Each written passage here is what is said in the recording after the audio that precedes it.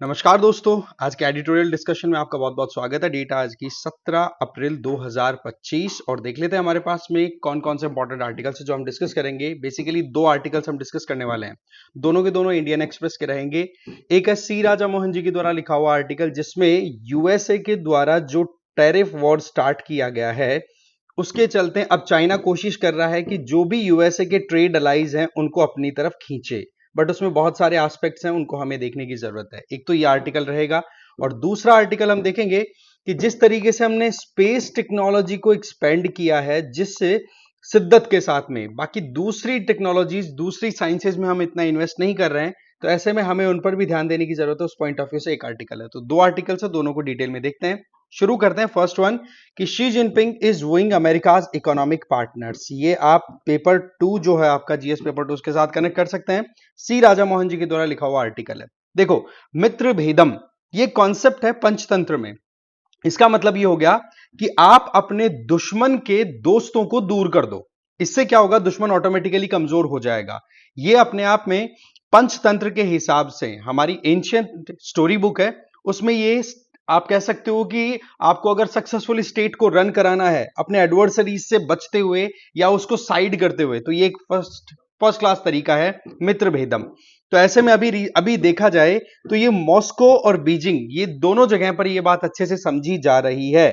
और यूएसए जिस तरीके से अभी काम कर रहा है, जिसमें यूएसए ने अपने यूरोपियन और एशियन अलाइज को साइडलाइन किया ना ट्रेड वॉर के चलते, तो ऐसे में यहां पर फोकस किया जा रहा है चाइना के द्वारा कि भाई यूएसए ने अपने अलाइज को नाराज किया है। ये साफ साफ नाराजगी दिखाई पड़ रही है, तो क्यों ना हम यूरोप और एशिया में अपनी एंगेजमेंट्स को बढ़ाएं, अपन एंगेज करें, जिससे कि यूएसए मार्जिनलाइज होता चला जाए। अब यूएसए है ना, ये किसी को भी ये अच्छे से पता है कि यूएस है वो एक प्री एमिनेंट पावर है, कोई जल्दी से इसको रिप्लेस कर दे ऐसा चांस नहीं है। पावर पॉइंट ऑफ व्यू से देखो, अलायंस पॉइंट ऑफ व्यू से, क्योंकि यूएस है ना वो देने वाला कंट्री है, फिर उसके बाद में कुछ करता है, राइट। अब चाइना की अप्रोच क्या रहती है कि अभी जिस तरीके से कई एग्जांपल सेट हुए, जैसे पाकिस्तान का ही मान लो, तो वो वहां पर पैसे लगा रहा है तो पूरी जमीन हड़पने की कोशिश करता है।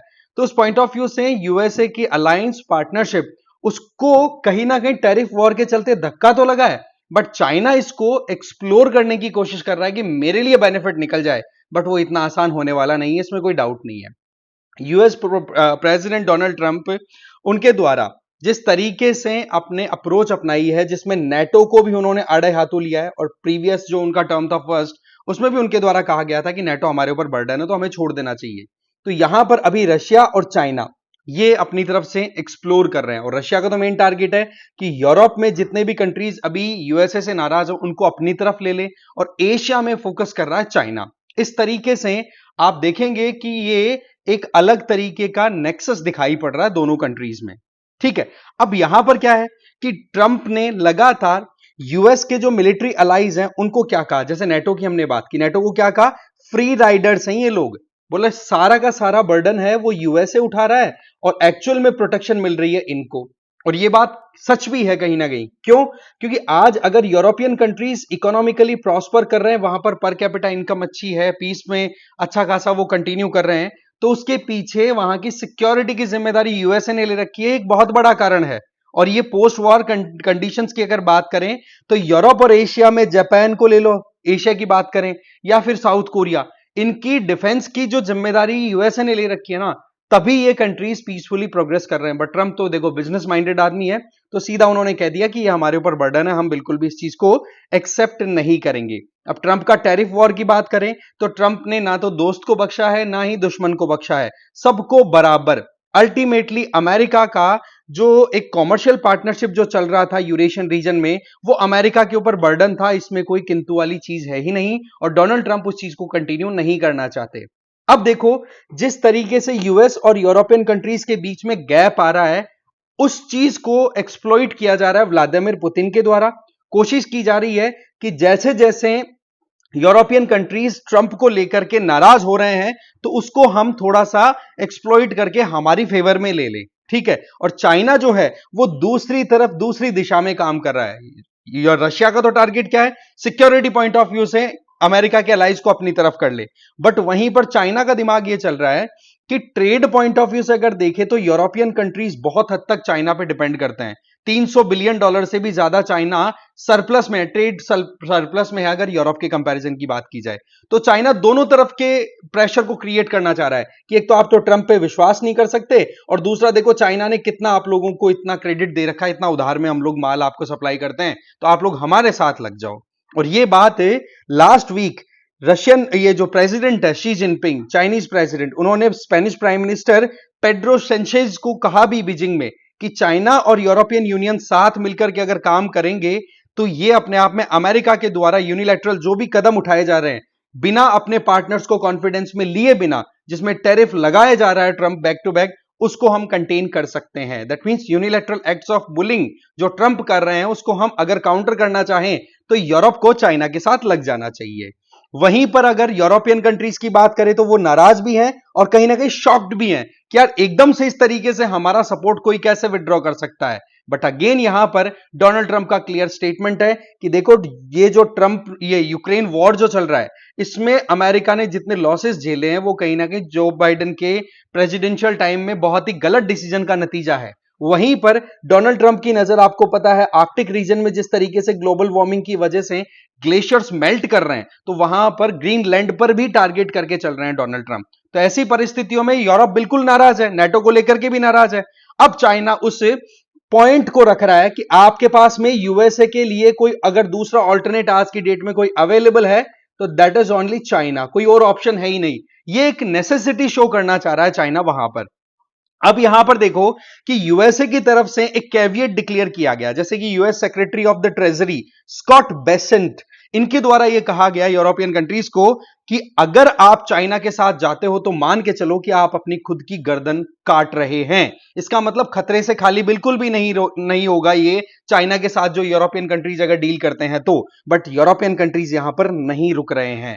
अब पॉइंट यह है कि यूरोपियन कंट्रीज जो हैं वो $340 बिलियन के डेफिसिट को लेकर के कंटिन्यू कर रहे हैं चाइना के साथ में। यही सबसे बड़ी प्रॉब्लम ट्रंप ने हाईलाइट की थी कि भाई हो क्या रहा है, हम लोग खरीदने वाले बन के रह गए, जो एक खुद मैन्युफैक्चरिंग हब हुआ करता था technological innovation point of view से, हम केवल बायर बन के रह गए हैं। क्या हम केवल मार्केट है? चाइना इसका फायदा उठा रहा है और यही चीज यूरोप में भी है। बट यूरोपियन कंट्रीज यहां पर यह देख रहे हैं कि जिस तरीके से यूएसए हमारा सपोर्ट किया करता था आज यूएसए पीछे हट रहा है, तो उसका कोई रिप्लेसमेंट मिल जाए। बट क्या ये इतना आसान होगा? क्योंकि एक सिंपल सी कहावत है, अगर कोई आपको कुछ फेवर कर रहा है तो डेफिनेटली रिटर्न की डिमांड वो फ्यूचर में करेगा। और यही सिनेरियो यहां पर हमें क्लियर होता हुआ दिखाई भी पड़ रहा है। अगर इकोनॉमिक फ्रंट की बात करें तो चाइना का भी इमीडिएट टारगेट है एशिया, और यह चीज अभी से नहीं है। जब डोनाल्ड ट्रंप का न्यू टर्म 20 जनवरी को स्टार्ट हुआ था ना, उसके पहले ही चाइनीज प्रेसिडेंट और चाइना की जो भी एजेंसीज थी उन्होंने अपना ग्राउंड लेवल क्लियर करना स्टार्ट कर दिया था। एक छोटा सा एग्जांपल मैं बताता हूं कि 2020 में गलवान वैली इंसिडेंट हुआ हमारे यहां पे, ठीक है, जो आपके एलएसी के अक्रॉस में। तो एकदम से वहां पर शांति स्थापित करने की क्या जरूरत पड़ी भाई चाइना को? क्योंकि ट्रंप आ रहे थे। तो जो भी चाइना मतलब जो भी यूएसए के खिलाफ या यूएसए के साथ चलने वाले कंट्रीज ट्रंप के आने से थोड़े हिल डुल सकते हैं, उनको अपने फेवर में लाने के लिए चाइना ने बहुत सारे पैतरे पहले ही चला दिए थे। और अभी करंटली देखें तो वियतनाम, कंबोडिया और मलेशिया के विजिट पे शी जिनपिंग ऑलरेडी जा चुके हैं। और इसका मेन टारगेट यह है कि कैसे भी करके हमारे जो नेबर्स हैं उनको हम हमारे फेवर में कर ले, और पर्टिकुलरली वो साउथ ईस्ट एशियन नेबर्स जो अमेरिका पे बहुत हद तक डिपेंडेंट है। बट यहां पर भी एक क्वेश्चन मार्क आता है। क्या आता है वो आप समझिए कि यूएसए जो था वो इंपोर्ट किया करता था इन साउथ ईस्ट एशियन कंट्रीज से। इसका मतलब ये साउथ ईस्ट एशियन कंट्रीज है ना, वो ट्रेड सरप्लस में थे, कहीं ना कहीं यूएसए को माल बेचते थे। अब चाइना है वो तो उल्टा इन साउथ ईस्ट एशियन कंट्रीज को अपना सस्ता मैन्युफैक्चर्ड आइटम सेल करता, अल्टीमेटली चाइना सरप्लस में है। तो आप बताओ, यूएसए तो बायर था, चाइना इनके लिए सेलर है, तो क्या बायर को रिप्लेस कर सकता है कोई सेलर? क्या चाइना अपना खुद का लोकल मार्केट ओपन करेगा इन साउथ ईस्ट एशियन कंट्रीज के साथ में? यह एक बहुत बड़ी दुविधा है सभी कंट्रीज के साथ में, क्योंकि अमेरिका खरीदने वाला था, है ना। आप बेचते हैं माल को तो आप अपने ग्राहक की इज्जत करते हैं। आपको कोई बेचता है तो क्या ग्राहक की बराबरी वो सेलर कर सकेगा? नहीं ना।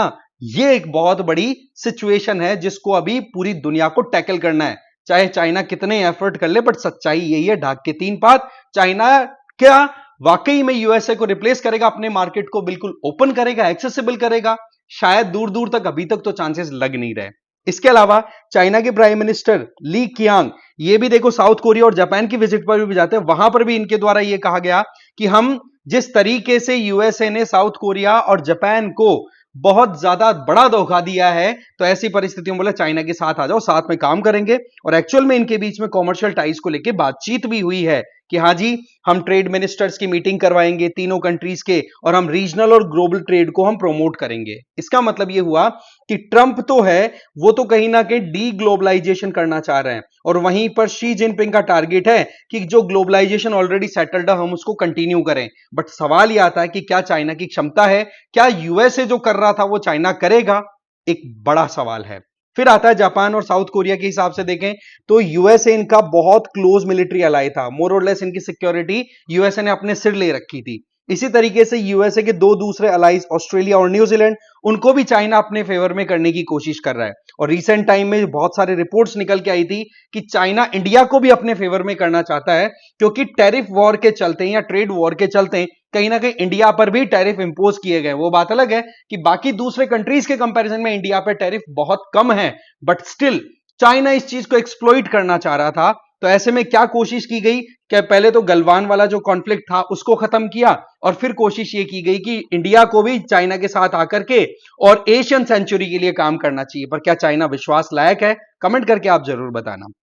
इसके अलावा नेबर्स को जीतना चाइना की अभी डिप्लोमेटिक पॉलिसी का एक बहुत ही इंपॉर्टेंट पार्ट बनता चला जा रहा है। जिस तरीके से वॉशिंगटन अभी के टाइम पे अमेरिका का टारगेट इंडो पैसिफिक रीजन में चाइना को कंटेन करना चल रहा है, चाहे किसी भी तरीके से करे। देखो, आपकी मिलिट्री, आपका देश आपकी इकोनॉमी के बेसिस पे चलता है, और आपकी इकोनॉमी पे अगर कोई डेंट पहुंचा दे तो फिर आप तड़पड़ाने लगते हो, और वही सीन अभी चाइना का मोर और लेस दिखाई पड़ रहा है।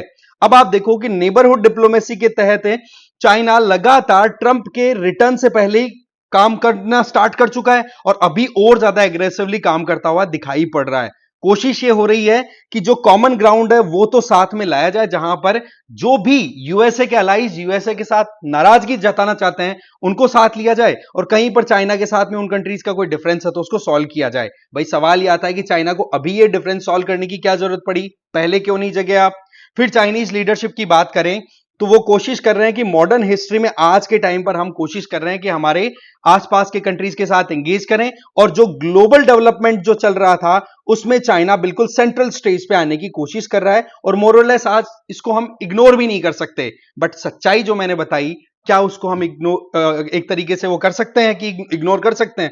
क्योंकि आज की अगर बात करें तो टैरिफ वॉर के बाद में नो डाउट वियतनाम हो या दूसरे कंट्री जो ये लगातार चाइना के साथ एंगेज कर रहे हैं, मलेशिया के साथ भी अभी मीटिंग होने वाली है शी जिनपिंग की। बट द पॉइंट इज कि चाइना क्या अपना ग्रेटर मार्केट एक्सेस देगा इन कंट्रीज को? आप बताओ। चांसेस तो नहीं लग रहे ना कि भाई ट्रंप खरीदने वाला था इसलिए उसने बोला मैं नहीं खरीदूंगा, खरीदूंगा तो मैं पहले टैरिफ लगाऊंगा, इससे क्या होगा मैं मेरे लोकल मार्केट के अंदर ही मैन्युफैक्चरिंग बढ़ाऊंगा। अब चाइना ने इस चीज को एक तरीके से टारगेट करते हुए एक एआई बेस्ड वीडियो भी रिलीज किया था, अगर आपने ध्यान दिया हो तो, जिसमें अमेरिका के लोग जो प्रॉस्पर हैं, बहुत मोटे तगड़े खा खा करके जो ऐश करने वाले लोग हैं, वो सिलाई मशीन के ऊपर बैठ करके कपड़े सिल रहे हैं, जूते बना रहे हैं। इस तरीके से एक तरीके चाइना ने उसको थोड़ा सा छेड़ने की कोशिश की। बट सच्चाई क्या है? जमाना है आर्टिफिशियल इंटेलिजेंस का। एक आदमी जो काम करता है उसकी बजाय एक एआई टूल को लेकर के आप बहुत सारी मशीन डेवलप करके काम करवाओगे तो शायद मैन्युफैक्चरिंग में क्वांटिटी और बढ़ा पाओगे। तो यूएसए के पास में अगर ऑल्टरनेट की बात करें कि आपका लोकल लेबर क्या इतना सस्ता रहेगा जितना चाइना का है, जिससे कि आप अपने प्रोडक्ट सस्ते में बना सकते हो, तो उनके पास में देखो एक एआई का ऑप्शन भले ही बचता है। अब उसको वो कितना यूटिलाइज करते हैं वो समय बताएगा। बाकी एक चीज हमेशा ध्यान रखें कि जब भी यूएसए ने शेर की तरह दो पैर पीछे की तरफ बढ़ाए हैं तो कहीं ना कहीं कुछ स्ट्रॉन्गर अप्रोच लेकर के ही फ्यूचर में वो रीअपियर हुआ है। तो वो देखने वाली चीज है, समय बताएगा। बट मोर और लेस अभी फिलहाल चाइना अपने नेबर्स को साथ में लेने की पूरी कोशिश कर रहा है। वियतनाम और चाइना ट्रेड की बात करें, आज आप देखो चाइना जो है वो वियतनाम के ऊपर सरप्लस में जा रहा है। वियतनाम को जितना एक्सपोर्ट करता है इंपोर्ट करता है उसका अगर नेट निकालोगे तो $200 बिलियन का डेफिसिट है वियतनाम के सिर पर। सिमिलर मैनर में आसियान कंट्रीज को अगर आप उठा करके देखोगे, है ना, तो वहां पर भी आपको अच्छा खासा ट्रेड डेफिसिट दिखाई पड़ेगा।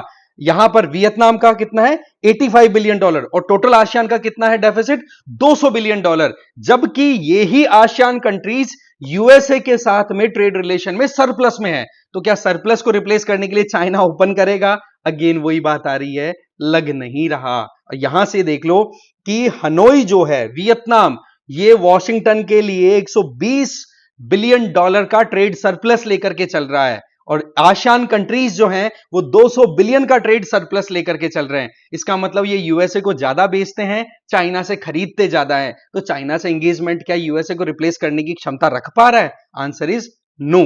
तो ये एक अपने आप में बहुत बड़ा सवाल है। इसी वजह से इन कंट्रीज को मजबूरन मजबूरन इस टैरिफ थ्रेट के चलते हुए भी यूएसए के साथ में अपनी एंगेजमेंट्स कंटिन्यू रखनी पड़ेगी। अपने एंगेजमेंट्स को कहीं ना कहीं रिन्यू करने की जरूरत भी है। और अब जो है वो ट्रंप कहीं ना कहीं अपने खुद की टर्म्स एंड कंडीशन के आधार पर बातचीत करेंगे। एग्जैक्टली वैसे ही जैसे आप एक दुकान खोल के बैठे हो, आप अपना माल बेचना चाहते हो, और ग्राहक जो है वो है एक बंदा। अब वो बंदा डिसाइड करेगा कि मुझे किस रेट में कौन बंदा दे रहा है, कोटेशन लेगा सबसे, हाँ भाई ये बढ़िया क्वालिटी का सस्ता माल है, इससे खरीदूंगा। तो ट्रंप यहां पर इस तरीके से अपर हैंड पे आ चुके हैं, और ये चीज जो है ये समझने वाली बात है, राइट। यहां पर चाइना इतनी जल्दी रिप्लेस कर देगा, शायद चांसेस बहुत दूर दूर दिखाई नहीं पड़ रहे। एशियन ट्रेड मिनिस्टर्स जो हैं वो लगातार वॉशिंगटन में लाइन लगा के खड़े हैं कि भाई बातचीत हो जाए, एंगेजमेंट थोड़ी हो जाए, क्योंकि रियलिटी क्या है, fact of the matter is कि चाइना सेलर है और यूएस बायर है। यही मेन मोटी बात है इस पूरे आर्टिकल की, जो कि आपको एक तरीके से विद फैक्ट्स और विद एनालिसिस समझने की जरूरत थी। अब हम चलते हैं नेक्स्ट आर्टिकल पे। हमें यह देखने की जरूरत है कि इंडिया ने जिस तरीके से स्पेस सेक्टर में अपनी ग्रोथ इंश्योर की है, तो हम बाकी साइंसेस पर भी तो ध्यान दे सकते हैं इसी तरीके से। इस बात को आप कनेक्ट कर सकते हैं जीएस पेपर 3 के इस पर्टिकुलर टॉपिक के साथ में। देखो बोला क्या जा रहा है, 12 अप्रैल 1961 का वो दिन जब धरती से कोई ह्यूमन जो था वो स्पेस में गया, यूरी गागरिन, और उन्होंने पूरी धरती की एक ऑर्बिट लगा दी थी 108 मिनट के अंदर, और उनका स्पेसशिप था वोस्टॉक फर्स्ट।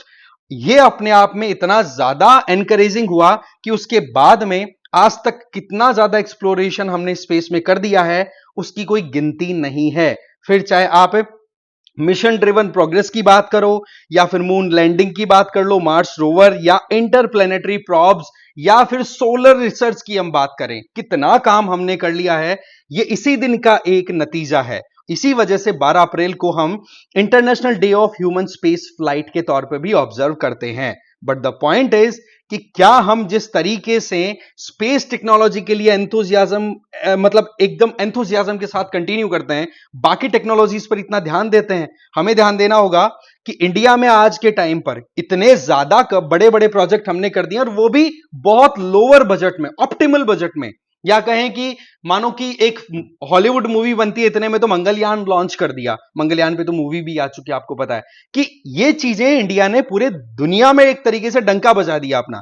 फिर चाहे मंगलयान हो, चंद्रयान फर्स्ट हो, और चंद्रयान सेकंड के फेल होने के बाद चंद्रयान 3 में हमने मून के सदर्न पोल पे लैंडिंग कराई, जो कि मोर और लेस अपने आप में पहला कंट्री है, और उसको हमने एक तरीके से शक्ति पॉइंट का नाम भी दे दिया। ये स्पेस में इसरो का जो अचीवमेंट है, इस चीज को आज कौन नहीं रिकॉग्नाइज कर रहा। पब्लिक में भी इसको लेकर के डिबेट होता है, तो बजटरी एलोकेशन भी इसको टारगेटेड मैनर में लेकर के किया जाता है। बट यहां पर हमें देखने की जरूरत है, क्या हम दूसरे साइंटिफिक डिसिप्लिन पर इतना काम कर रहे हैं, चाहे फिर माइक्रोबायोलॉजी हो, एनवायरमेंटल साइंस हो, public health, clean energy, agricultural innovation, particle physics, quantum science, nano science, chemistry, biology, mathematics, इन सब पे क्या हम इतना काम कर रहे हैं? शायद नहीं। यहां पर एक केस बता रहे हैं राइटर, देखो, माइक्रोबियल कल्चरल कलेक्शन एमसीसी, ये है आपके national centre for sale science Pune में लोकेटेड। इसको स्टार्ट किया गया था 2008 में।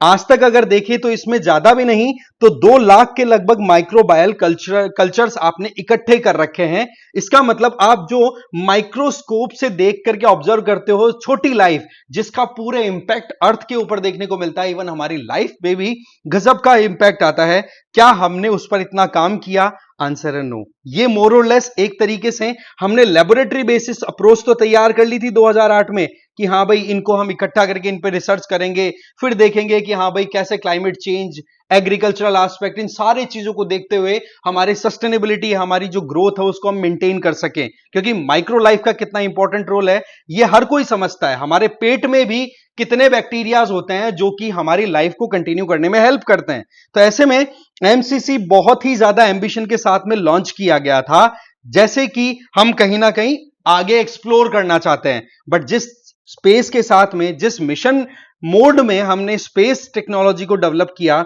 हमने माइक्रोब्स के ऊपर, बैक्टीरिया, वायरसेस, इनके ऊपर इतना रिसर्च नहीं की। अगर ये करते तो आज के टाइम पर कितनी बेनिफिट हो सकती थी, कितनी बीमारियों की दवाइयां हम और अच्छे से डेवलप कर सकते थे, कैसे हमारी एग्रीकल्चरल प्रोडक्टिविटी को हम इंप्रूव कर सकते थे, राइट। अब यहां पर आप देखो scientific treasure trove, housing genetics, biochemical diversity, इन सारी चीजों को हम अच्छे से स्टडी कर पाते। अल्टीमेटली इसका फायदा क्या, हेल्थ, एग्रीकल्चर और इंडस्ट्री पॉइंट ऑफ व्यू से हम और ग्रोथ करते, हमारा एक और सेगमेंट साइंस का एक्सपेंड कर पाता। बट होता क्या है, अनफॉर्चुनेटली मार्च 2025 में ये जो एमसीसी था इसको कर दिया गया डिसकंटिन्यू। और ऐसे में ये एक अपने आप में बहुत बड़ा एक डेंट कह सकते हैं एक एफर्ट के ऊपर। कारण कि हर एक साइंस कोई जरूरी नहीं है कि बहुत ज्यादा प्रमोट हो। कहीं ना कहीं हमें ये समझने की जरूरत है कि कुछ साइंटिफिक अप्रोचेज है ना, बड़ी साइलेंट होती है, इतनी ओपन अप नहीं होती, पब्लिक के अंदर भी इतना ज्यादा उसको लेकर के एक क्रेज नहीं होता। आप देख सकते हैं कि जब हमने चंद्रयान 3 को अच्छे से लॉन्च कर दिया था, साउथ पोल पे लैंडिंग करा दी, तो उस टाइम पर कितना ज्यादा हमारी वाहवाही हुई थी और हम भी कितना प्राउड से कह रहे थे। बट क्या हमने कभी भी और बाकी साइंटिफिक अप्रोचेस में इतना काम किया? हमें जरूरत है विजन की, पेशेंस की, सस्टेन्ड पब्लिक इन्वेस्टमेंट की। ये तीनों चीजों में कहीं ना कहीं हम बाकी साइंटिफिक एस्पेक्ट्स के अंदर अप्रोच कहीं ना कहीं वीक लेके चल रहे हैं। हमें जरूरत है रिसर्च एंड डेवलपमेंट को एक्सपेंड करने की और इंडस्ट्रियल पार्टनरशिप को भी साथ में लाने की। आज अगर स्पेस टेक्नोलॉजी की बात करें तो उसमें असिस्टिव टेक्नोलॉजी, जिसको एंसिलरी टेक्नोलॉजीज बोलते हैं ना, वो कितना ज्यादा एक्सपेंड हो चुकी है ये किसी से छुपा हुआ नहीं है। बट वो क्यों हुआ? क्योंकि जहां पर पब्लिक और इंडस्ट्री साथ मिलकर काम करना स्टार्ट करती है, लोग अपनी डिमांड्स के ऊपर काम करते हैं और प्राइवेट सेक्टर जब इसमें इंटरेस्ट लेना स्टार्ट कर देता है, फिर देखो आप कितने गजब के आउटकम्स आपको देखने को मिलते हैं। अब हमें मिशन मोड पर काम करने की जरूरत है इन एरियाज में। और आप माइक्रोबायल, अगर डाइवर्सिटी की, बायोडाइवर्सिटी की बात करें तो सोयल माइक्रोबायोम को कौन भूल सकता है? आपको ध्यान होगा कि हम जिस फूड पे रिलाय करते हैं वो सॉइल में जो माइक्रो लाइफ है ना, उसकी ही देन है, उसी से हमें कहीं ना कहीं सप्लाई मिलती है। हमें क्लाइमेट रेजिलियंस भी लेकर के आनी है। हमें पता है कि हमारे देश में कितना ज्यादा वल्नरेबिलिटी है, बहुत बड़ा चंक जो जीडीपी का है वो क्लाइमेट वल्नरेबल होता चला जा रहा है। साथ ही साथ पब्लिक हेल्थ पर भी ध्यान दिया जा सकता है, एग्रीकल्चर इनोवेशन पर भी हम काम कर सकते हैं। तो ऐसे में हमें इन्वेस्टमेंट करना होगा उन साइंसेज में भी जो साइलेंटली काम करती है, और आज इमीडिएटली हो सकता है उसका आउटकम आपकी करंट जनरेशन को बेनिफिट ना दे, बट आने वाली जनरेशंस के लिए वो डेफिनेटली बेनिफिशियल होगा। इस पर हमें बिल्कुल भी लापरवाही नहीं करनी चाहिए। आज हम स्पेस रिसर्च में जिस तरीके की प्रेस्टीज लेते हैं, जिस तरीके से हम दूसरे प्लैनेट्स पे हमारे जो प्रोजेक्ट्स भेजते हैं उसको लेकर के ग्लोरी एक्सप्रेस करते हैं, तो वही चीज यहां पर हमें देखनी होगी कि अगर साइलेंटली कोई साइंस काम करे तो उस पर हम काम करें। जिस दिन पेनिसिलिन की डिस्कवरी हुई थी उस दिन शायद इतने धूम धड़ाके से उसका अब बातें नहीं हुई होगी। आज ह्यूमन जेनोम की अगर सीक्वेंसिंग की बात करें, आप ट्रांजिस्टर के डेवलपमेंट की बात करो, या कोई भी इक्वेशन आपने नई कोई डेवलप की है, उसको लेकर के इतनी ज्यादा बातें नहीं होती जितना कि हम स्पेस को लेकर के करते हैं। दैट डजंट मीन कि स्पेस को लेकर के हमें ज्यादा क्रेजी नहीं होना चाहिए। इसका मतलब यह है कि जो इनविजिबल मैनर में आपकी ग्रोथ को इंश्योर कर सके, उन टेक्नोलॉजीज में, उन साइंटिफिक एस्पेक्ट्स में हमें और ज्यादा एफर्ट डालने की जरूरत है। साथ ही साथ पब्लिक एडमायरेशन, आज अगर सरकार पैसे को लगाए और छोटी छोटी इन अचीवमेंट्स को दिखाए, तो ऐसे में फिर ऑटोमेटिकली फिर पब्लिक के अंदर भी ये चीजें एको करना स्टार्ट कर जाती हैं। स्पेस एक्सप्लोरेशन जैसे आगे गया तो उसमें मिशन मोड हुआ, बजट आप टाइमली एलोकेट कर रहे हो, सारे काम हो रहे हैं। मतलब चंद्रयान 2 फेल हुआ तो 3 के ऊपर झट से लग गए कि करो, इस काम को करना है। तो वो जो अप्रोच है ना, वो लाने की हमें जरूरत है। हमें नैरेटिव सेट करने की जरूरत है कि भाई बाकी जो टेक्नोलॉजीज हैं उन पर काम हो। जैसे कि माइक्रोबियल लाइफ हो या फिर वाटर, आप कह सकते हो रूरल वाटर कैपेसिटी डेवलप करने का आप कोई मैकेनिज्म डेवलप कर रहे हो, तो उनको भी उतना ही प्रेज मिलना चाहिए। साथ ही साथ फंडिंग की प्रॉब्लम नहीं आनी चाहिए, लोगों में भी इससे रिलेटेड अवेयरनेस की हमें बहुत ज्यादा जरूरी है। तो एक कॉन्शियस चॉइस होनी चाहिए जो कि आने वाली जनरेशन के हिसाब से सोच के हम कर सकें, और इसमें ये बहुत ही बढ़िया हमारे पास में ऑप्शन दिखाई पड़ता है। जरूरत क्या है? एक bold vision, political will, transdisciplinary teams और पब्लिक है। दैट मींस पब्लिक के अंदर इस बारे में अवेयरनेस हो कि वाकई में कि हमारे देश में अगर हम कुछ माइक्रोबायोलॉजी में या फिर माइक्रोबियल केमिस्ट्री या फिर आपका जो सेगमेंट है उसमें साइंटिफिक टेम्पर डेवलप करते चले जाएं तो कितना बेनिफिट हो सकता है विद द टाइम, राइट?